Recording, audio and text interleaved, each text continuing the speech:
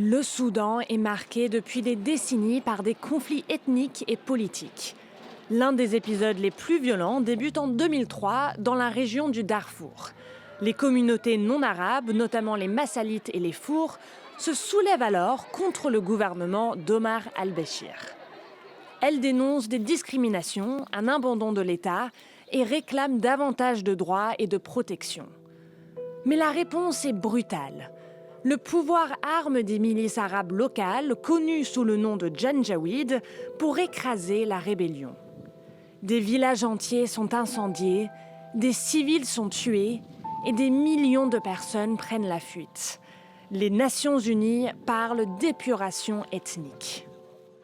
Ce qui s'est passé en 2003 et qui continue jusqu'à présent est un génocide. C'est de l'épuration ethnique, un crime contre l'humanité. Au fil des ans, les Janjaweed se restructurent et deviennent les forces de soutien rapide, les FSR. En 2017, ils sont intégrés officiellement comme force paramilitaire de l'État, devenant de fait une seconde armée. Omar al-Béchir est renversé en 2019 après un vaste mouvement populaire. Il est désormais détenu et fait face à des accusations de crimes de guerre au Darfour devant la Cour pénale internationale.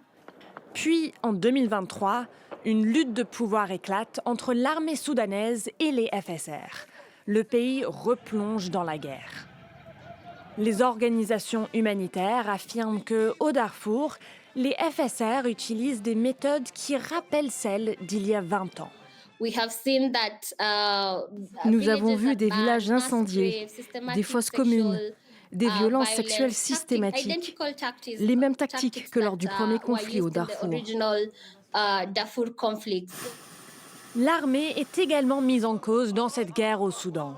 Les deux camps sont accusés de viser des civils et d'entraver l'aide humanitaire. Le Soudan est aujourd'hui au cœur de la pire crise humanitaire au monde. Des dizaines de milliers de personnes ont été tuées et des millions ont dû fuir leur foyer.